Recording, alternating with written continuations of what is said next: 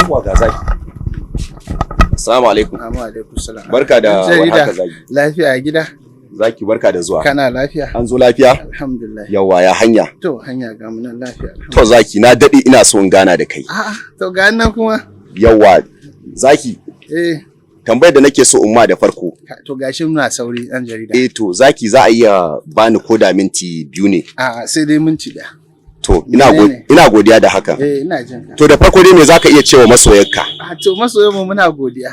Kuma muna farin ciki da bibiya na da suke da sauransu, kuma za mu ce Allah ya saka da alkhairi, Allah ya kara mana soyayya juna da kuma soyayyan Annabi sallallahu alaihi wasallam. Shikenan tambayan ka?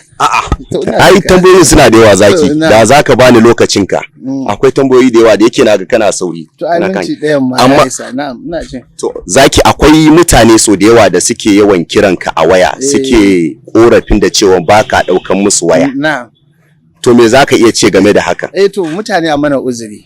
Ba wai mun kai ba mun kafi ba, kuma ba komai ba sakamakon uzuri a mana. Kaga yanzu haka magana da nake kaga kira ne ma daga gida ake kira na sakamakon yanayin uzuri. Saboda haka muna ba wa jama'a kullun hakuri, ganin cewa duk lokacin da suka kira mu da bamu dauka ba su mana afuwa sakamakon uzuri. Kai kanka ka zo na tabbata kafi minti 20, kafi awa 6 ko 3 kafin ka gani sakamakon uzuri. To kaji dalili kenan.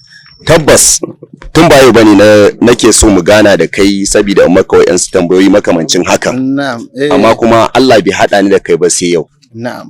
Yanzu dai tambayan da zan maka kana Allah sannan ku. Na'am.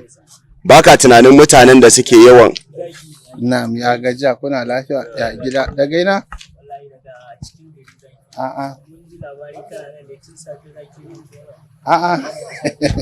Kaji wasu ma masoyan namu. To me zaki irin abubuwan ke. To mun gode da soya, muna godiya. To zaki Allah ya saka da alkhairi, amma ina so ma wata tambaya. Baka tunanin mutanen da suke yawan kiran kan nan? Baka tunanin wani taimako suke bukata ko zaka iya musu? To duk muna yi, ka san shi mutum baka isa ka iya kowa ba, ko ubangiji da ya mu idan ya ga dama zai iya yin wa kowa da arziki, amma sai ya sa wani ya zama sanadiyan wani ya sanadiyan wani. Mukan taimakawa daidai gwargwado, kamar yadda musamman abin da ya shafi rashin lafiya da sauransu. Kowa duk duniya sun san da ni akan wannan, kuma na yi fice, kuma alhamdulillah sai dai mu ƙara cewa jama'a a yi haƙuri. Kaga yanzu ma wani kira ne na musamman, wani ma daban babban barista ne wanda kusan shine yayi shari'a na, ko da yake kana irin jarida ko ba ko da Allah ayi hakuri zaki.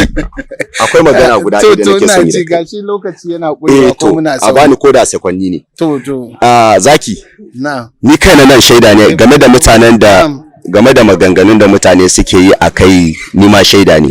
Saboda na dade ina kiran ka zaki tun ba yau ba, kuma na kai wurin watanni 3. Kai tambaya irin wannan to ai dole ne, shi yasa muke ba ku hakuri, ai sakamakon ku mana hakuri dan kuma uzuri da kuma yanayin da ake ciki. Allah sa duk tambayoyinka na baka amsan su. To ka san abubuwan suna da yawa, amma da yake akan hanya kake. Yan jarida yanzu sai ku ci ana walakanta ku, dan duk irin wannan haka ashe sa na samu dama ma na zuwa motar da ba a sanni ba, amma na yi mamaki jama'a da aka cika, kowa na son ya gani da kuma sauransu, ana neman bayanai sosai haka. To saboda haka muna isar da sako, kuma muna godiya da ku kanku. Na tabbata ana abu zai yi nisa kuma za a kai wa jama'a. To duk wanda ya gani muna ba masoyan mu barka da warhaka, muna barka da wannan lokaci. Assalamu alaikum. To zaki Allah ya saka da alkhairi, Allah ya kiyaye hanya.